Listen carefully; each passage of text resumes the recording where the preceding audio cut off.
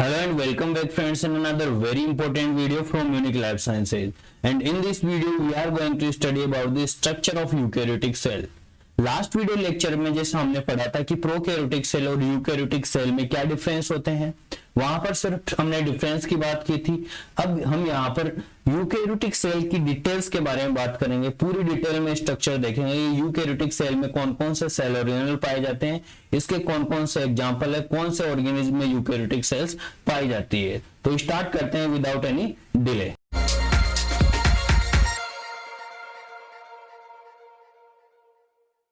तो सबसे पहले देखते हैं यूकैरियोटिक सेल की स्ट्रक्चर के बारे में। तो यूकैरियोटिक और प्रोकैरियोटिक में जैसे हमने लास्ट लेक्चर में पढ़ा था, यूकैरियोटिक क्या होती है, एडवांस सेल होती है। प्रोकैरियोटिक क्या होती है, प्रिमिटिव टाइप की सेल होती है। प्रोकैरियोटिक सेल में प्रॉपर न्यूक्लियस नहीं पाया जाता, न्यूक्लियर मेम्ब्रेन नहीं पाई जाती, लेकिन यूकैरियोटिक यानी एडवांस सेल जिसमें प्रॉपर न्यूक्लियर मेम्ब्रेन पाई जाती है और nuclear membrane bounded cell organelles इसके अंदर पाए जाते हैं। लेकिन प्रोकैरियोट में हमें ऐसा देखने को नहीं मिलता है। तो अब और क्या देखने को मिलता है यूकैरियोटिक सेल में, हम यहाँ पर देखते हैं। जैसा कि आप डायग्राम में देख सकते हो कि जो यूकैरियोट के अंदर हमें सेल ऑर्गेनल देखने को मिलते हैं, जिसको लिटिल ऑर्गन्स भी कहते हैं हम। सेल ऑर्गेनल का मतलब इसमें क्या क्या पाए जाते हैं, बेसिकली इसमें क्या होता है, सेल मेम्ब्रेन होती है, साइटोप्लाज्म होता है और न्यूक्लियस होता है। ये तीन चीजें सभी सेल में इंपॉर्टेंट होती है, लेकिन यहाँ पर न्यूक्लियस एक प्रॉपर मेम्ब्रेन के द्वारा कवर्ड होता है और इसको हम यूकैरियोटिक सेल बोलते हैं।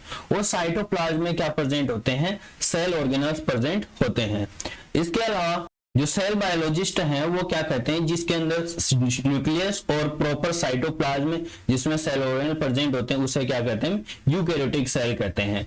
अब इसके अलावा हम देखते हैं कि अदर सेल ऑर्गेनेल्स इसमें क्या क्या पाए जाते हैं। एग्जांपल्स की बात करें तो यूकैरियोटिक सेल्स में कौन कौन से ऑर्गेनिज्म आते हैं। देखो, आप प्रोकैरियोट के बारे में जान रहे हो। प्रोकैरियोटिक में सिर्फ बैक्टीरिया और माइकोप्लाज्म आते हैं जिनको हम आंखों से नहीं देख सकते हैं। और यूकैरियोटिक में सभी प्रकार के ऑर्गेनिज्म यूनिसेलुलर से लेकर मल्टीसेलुलर, आप जितने भी जीव देख पाते हैं वो सारे के सारे क्या है, यूकैरियोटिक है। और ऐसे यूकैरियोटिक जैसे अमीबा हुआ, पैरामीशियम हुआ, ये यूकैरियोटिक है, लेकिन इनके हम आंखों से नहीं देख पाते हैं। तो छोटे भी होते हैं, यूनिसेलुलर भी होते हैं और मल्टीसेलुलर भी होते हैं। तो बेसिक एग्जांपल अगर आपको पूछे तो क्या आगे प्लांट्स और एनिमल्स को आप क्या बोल सकते हो, फंजाई और प्रोटिस्टा, ये क्या है, सारे यूकैरियोट्स में आते हैं। ठीक है। अब यूकैरियोटिक सेल के में जो बेसिक मेन होता है वो हम प्लांट सेल और एनिमल सेल को पढ़ते हैं। तो यहाँ पर प्लांट सेल की स्ट्रक्चर हम देखें, फिर एनिमल सेल की स्ट्रक्चर देखेंगे, दोनों में क्या अंतर होता है वो भी हम देखेंगे। तो आपके सामने ये डायग्राम आप देख पा रहे हो, 3D डायग्राम है। इसके अंदर सेल है प्लांट सेल, और प्लांट सेल के अंदर कौन कौन से पार्ट आप सेंटर में देख पा रहे हो। यहाँ पर सेंटर के अंदर ब्लू कलर में न्यूक्लियस के अंदर क्या प्रेजेंट है, न्यूक्लियोलस है। न्यूक्लियस के अंदर क्या पाया जाता है, न्यूक्लियोलस पाया जाता है। कोई अलग से सेल ऑर्गेनल नहीं होता। क्रोमेटिन क्या हो जाता है, कई जगह पर डार्क हो जाता है और वहां पर राइबोसोम का सिंथेसिस किया जाता है, उस पार्ट को क्या कहते हैं, न्यूक्लियोलस। और न्यूक्लियोलस कहां पर पाया जाता है, ये पाया जाता है न्यूक्लियस के अंदर। ये जो स्ट्रक्चर आप देख पा रहे हो ये क्या है, न्यूक्लियस है, और न्यूक्लियस के अंदर ये न्यूक्लियोलस पाया जाता है। और इसके न्यूक्लियस के बाहर हमें देखने को मिलती है एंडोप्लाज्मिक रेटिकुलम, जो न्यूक्लियस की आउटर मेम्ब्रेन होती है उससे ओरिजिनेट होती है। और दो प्रकार के एंडोप्लाज्मिक रेटिकुलम आपको देखने को मिलेगी। ये तो कौन सी एंडोप्लाज्मिक रेटिकुलम है, स्मूथ एंडोप्लाज्मिक रेटिकुलम, और ये कौन सी है, रफ एंडोप्लाज्मिक रेटिकुलम। तो दोनों प्रकार की एंडोप्लाज्मिक रेटिकुलम पाई जाती है और इनका फंक्शन हम आगे डिटेल में देखेंगे। अब यहाँ पर चारों तरफ इसके एक सॉलिड वॉल पाई जाती है जिसको बोलते हैं सेल वॉल। सेल वॉल के जस्ट अंदर की तरफ सेल मेम्ब्रेन पाई जाती है। और इसके अंदर हमें प्लांट सेल के अंदर स्पेशल सेल ऑर्गेनल देखने को मिलता है, क्लोरोप्लास्ट।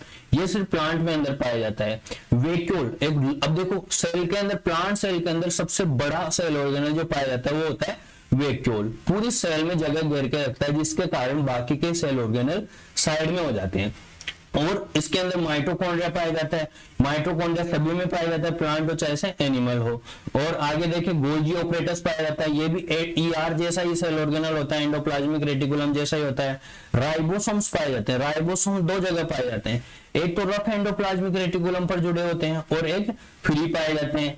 और न्यूक्लियर एनवलप, न्यूक्लियस के बाहर चारों तरफ जो कवर पाया जाता है उसे क्या कहते हैं, न्यूक्लियर एनवलप कहते हैं। अब ऐसे एनिमल सेल देखें, अब आप डिफरेंस देख पा रहे हो, वहां पर आप सॉलिड स्ट्रक्चर देखने को मिल रही थी, यहाँ पर सॉफ्ट स्ट्रक्चर होती है, यानी इसके अंदर जो बेसिक अंतर होता है वो सेल वॉल अब्सेंट होती है। एनिमल्स में क्या अब्सेंट होती है, सेल वॉल अब्सेंट होती है। न्यूक्लियस पाया जाता है, प्लांट्स की जैसे ही न्यूक्लियस पाया जाता है, न्यूक्लियर एनवलप पाया जाता है, दोनों तरह की ईआर पाई जाती है। लेकिन यहाँ पर एक स्पेशल सेल ऑर्गेनल पाया जाता है सेंट्रियोल, जो प्लांट्स के अंदर एब्सेंट होता है। तो आपको दो अंतर पता चल गए, एक तो सेल वॉल अब्सेंट होती है और दूसरा सेंट्रियोल पाया जाता है। ये दो अंतर हमें दिखाई दिए एनिमल सेल और प्लांट सेल में। प्लांट सेल में तो सेल वॉल पाई जाती है और इसमें एब्सेंट होती है, इसमें सेंट्रियोल पाया जाता है लेकिन प्लांट में एब्सेंट होता है। फिर इसके बाद में हम क्या देखते हैं, और माइटोकॉन्ड्रिया दोनों में पाया जाता है, ये कोई अंतर नहीं है, सिमिलरिटी है। फिर गोल्जी अपरेटस दोनों में पाया जाता है, राइबोसोम दोनों में पाए जाते हैं, अटैच्ड और फ्री दोनों कंडीशन में पाए जाते हैं। स्मूथ एंडोप्लाज्मिक और रफ एंडोप्लाज्मिक रेटिकुलम दोनों में पाई जाती है। फिर हम एक एक करके अब सेल ऑर्गेनल देखते हैं। सबसे पहले है न्यूक्लियस।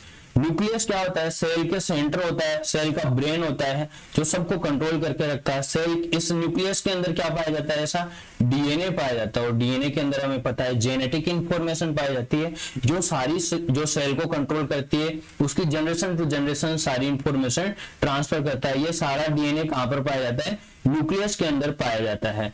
इसके ये यहाँ पर स्ट्रक्चर देख सकते हो 3D में स्ट्रक्चर, न्यूक्लियस के ऊपर न्यूक्लियर एनवलप है, यानी जो न्यूक्लियर मेम्ब्रेन है उसको हम क्या बोलते हैं, न्यूक्लियर एनवलप। डबल मेम्ब्रेन पाई जाती है, डबल मेम्ब्रेन आप डायग्राम में देख सकते हो, और इसके बाद छिद्र पाए जाते हैं। देखो इस प्रकार के ये पोर है, इनको बोलते हैं न्यूक्लियर पोर कॉम्प्लेक्स। ये बहुत सारे पोर पाए जाते हैं जिसके थ्रू आरएनए, प्रोटीन वगैरह का ट्रांसफर होता है। सेंटर में, न्यूक्लियस के सेंटर में हमें न्यूक्लियोलस भी देखने को मिलता है। अब न्यूक्लियोलस आप अलग से कोई सेल ऑर्गेनल नहीं है, न्यूक्लियस के अंदर एक डार्क स्ट्रक्चर होती है जिसको, और इसके ऊपर कोई अलग से मेम्ब्रेन भी नहीं पाई जाती है। ये डार्क स्ट्रक्चर है जहां पर राइबोसोम का निर्माण किया जाता है, जिससे हम न्यूक्लियोलस कहते हैं। तो ये न्यूक्लियस की डिटेल स्ट्रक्चर है, और ये चारों तरफ आपको जाल सा दिखाई दे रहा होगा, ये जाल जो है वो डीएनए है, और इस जाल नुमा डीएनए को हम बोलते हैं क्रोमेटिन, क्योंकि ये डार्क स्ट्रक्चर बन जाता है और कंडेंस स्ट्रक्चर होती है डीएनए की, इसी को हम क्या बोलते हैं, क्रोमेटिन बोलते हैं। आगे हम देखते हैं दूसरा सेल ऑर्गेनल राइबोसोम। राइबोसोम बहुत ज्यादा इंपॉर्टेंट है, क्यों है, क्योंकि यह सिंथेसिस करता है प्रोटीन का। किसका सिंथेसिस करता है, प्रोटीन का सिंथेसिस करता है। राइबोसोम दो जगह पाया जाता है, साइटोप्लाज्म में फ्री भी पाया जाता है और ये रफ एंडोप्लाज्मिक रेटिकुलम के ऊपर भी पाया जाता है। इसके अलावा हम देखते हैं कि इनका काम क्या होता है, प्रोटीन सिंथेसिस का काम होता है, प्रोटीन का निर्माण ये करते हैं। प्रोटीन की फैक्ट्री भी हम इनको बोलते हैं राइबोसोम को, और राइबोसोम दोनों जगह पाए जाते हैं, हमने देख लिया। इसके अलावा इंपोर्टेंट सेल ऑर्गेनल है ईआर। ईआर यानी एंडोप्लाज्मिक रेटिकुलम दो प्रकार की होती है, रफ और स्मूथ। रफ और स्मूथ कैसे होती है, रफ का मतलब इनके ऊपर छोटे छोटे पार्टिकल जुड़े होते हैं, ये पार्टिकल होता है राइबोसोम। अगर जिस ईआर पर राइबोसोम जुड़े होंगे उसे तो कहेंगे रफ एंडोप्लाज्मिक रेटिकुलम, और इसके ऊपर अगर राइबोसोम नहीं है तो स्मूथ दिखाई देती है तो हम उसको बोल देते हैं स्मूथ एंडोप्लाज्मिक रेटिकुलम। और इसका काम क्या होता है, ये ट्रांसपोर्ट करती है, प्रोटीन्स को ट्रांसपोर्ट करती है सेल के अंदर, और ट्रांसपोर्ट का ये काम करती है। एंडोप्लाज्मिक रेटिकुलम दोनों प्रकार के हो गए। आप इस डायग्राम में देखो, 3D डायग्राम है, ये न्यूक्लियस है सेंटर में, सेंटर न्यूक्लियस के जस्ट आउटर बाहर क्या पाया जाता है, रफ एंडोप्लाज्मिक रेटिकुलम, और रफ एंडोप्लाज्मिक रेटिकुलम के आगे पाई जाती है स्मूथ एंडोप्लाज्मिक रेटिकुलम। यहां से कोई भी इंफॉर्मेशन आती है, इसके ऊपर प्रोटीन बनती है, प्रोटीन आगे की ओर ट्रांसफर करती है, और प्रोटीन मॉडिफाई होती है, आगे की ओर ट्रांसफर होती जाती है। रफ एंडोप्लाज्मिक जो रेटिकुलम है वो प्रोटीन का मॉडिफिकेशन करती है और आगे गोल्जी की तरफ भेजती है। स्मूथ एंडोप्लाज्मिक रेटिकुलम का क्या काम होता है, ये नई मेम्ब्रेन बनाती है, डिटॉक्सिफाई करती है, लाइसोसोम का निर्माण करती है, ये सारे इसका फंक्शन होते हैं।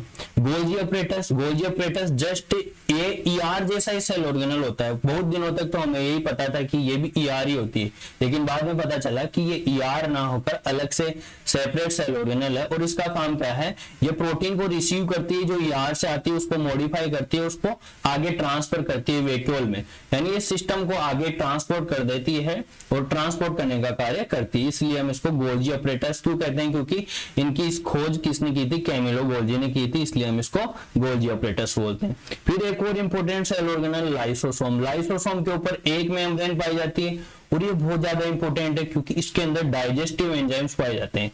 ये डाइजेस्ट कर सकता है किसी को भी। इसको हम सुसाइड बैग भी कहते हैं। क्यों कहते हैं सुसाइड बैग, क्योंकि इसके अंदर ऐसे एंजाइम पाए जाते हैं, अगर ये एंजाइम बाहर रिलीज हो जाए सेल के अंदर तो ये बाहर रिलीज हो गए तो सेल को भी नष्ट कर सकते हैं, तो इसलिए सेल की डेथ हो सकती है, यानी अपनी सेल को भी ये खुद डेथ कर सकता है, तो इसको हम सुसाइडल बैग भी कहते हैं। ये क्या करता है, जो भी बाहर से कोई भी इसके अंदर कोई भी फूड वगैरह बैक्टीरिया वगैरह आता है उसको ये सेल का डाइजेशन का कार्य करता है, सेल का इंटरनल डाइजेशन का काम करता है।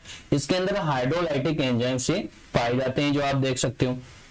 इसके अलावा प्लांट सेल के अंदर एक और सेल ऑर्गेनल सेंट्रोवैक्यूल। एनिमल सेल में भी वैक्यूल पाई जाती है लेकिन बहुत छोटी पाई जाती है, कोई बड़ी नहीं पाई जाती, लेकिन प्लांट्स में बड़ी वैक्यूल पाई जाती है जो उनकी सैप को बनाए रखती है और उसके ऑस्मोसिस में पार्टिसिपेट करती है, इंटरनल प्रेशर बनाए रखती है, तो ये वैक्यूल कहलाती है। वैक्यूल के ऊपर से एक मेम्ब्रेन पाई जाती है, इस मेम्ब्रेन को क्या कहते हैं, टोनोप्लास्ट कहते हैं। क्या कहते हैं, टोनोप्लास्ट कहते हैं। ये टोनोप्लास्ट इसके ऊपर पाई जाती है, इसका काम ऑस्मोसिस को रेगुलेट करना और अंदर का टर्जिक प्रेशर बनाए रखना होता है।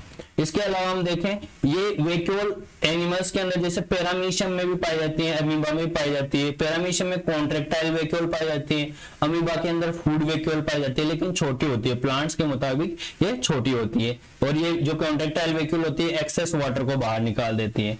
फिर इसके बाद में सबसे इंपॉर्टेंट आता है माइटोकॉन्ड्रिया। माइटोकॉन्ड्रिया बहुत ज्यादा इंपॉर्टेंट सेल ऑर्गेनल है जो सभी में पाया जाता है, प्लांट हो चाहे से एनिमल हो चाहे से फंजाई हो। तो माइटोकॉन्ड्रिया का क्या काम होता है, रेस्पायरेशन। क्या काम करता है, रेस्पायरेशन। रेस्पायरेशन किसे कहते हैं, रेस्पायरेशन के द्वारा एनर्जी बनाई जाती है, और एनर्जी बनती है, इसीलिए हम इसको क्या कहते हैं, power house of the cell. क्या कहते हैं, power house of the cell. और इस सेल ऑर्गेनल के ऊपर डबल मेम्ब्रेन पाई जाती है, जैसा कि आप देख सकते हो। आउटर मेम्ब्रेन स्मूथ होती है, सीधी होती है, और अंदर वाली मेम्ब्रेन इनवेजिनेटेड होती है, मुड़ी हुई, फोल्डेड होती है, इसलिए अंदर वाली मेम्ब्रेन इंपॉर्टेंट होती है। और माइटोकॉन्ड्रिया के अंदर जो मैट्रिक्स पाया जाता है और इसके अंदर क्या किया जाता है, रेस्पायरेशन। ग्लूकोज को बर्न करके क्या बना दिया जाता है, एनर्जी बना दी जाती है एटीपी की फॉर्म में, इसलिए सबसे ज्यादा इंपॉर्टेंट सेल ऑर्गेनल होता है। प्लांट्स में पाया जाता है और एनिमल्स में पाया जाता है, क्योंकि एनर्जी सबको जरूरत होती है, इसलिए माइटोकॉन्ड्रिया भी सब में पाया जाता है। इसके अलावा माइटोकॉन्ड्रिया के फंक्शन हमें पता चल गए, इसके रेस्पायरेशन का फंक्शन करती है, सभी सेल्स में पाए जाते हैं, एनिमल हो या जैसे प्लांट हो। अब एक और सबसे इंपॉर्टेंट सेल ऑर्गेनल है, ये इंपॉर्टेंट है पूरी लाइफ के लिए, यानी अर्थ पर जो लाइफ बनी है वो क्लोरोप्लास्ट के कारण ही बनी है। क्यों बनी है समझते हैं। क्लोरोप्लास्ट प्लांट्स में अंदर ही पाया जाता है। किस में पाया जाता है, प्लांट्स के अंदर। जो भी ग्रीन कलर के जो प्लांट होते हैं सब में हमें देखने को मिलता है।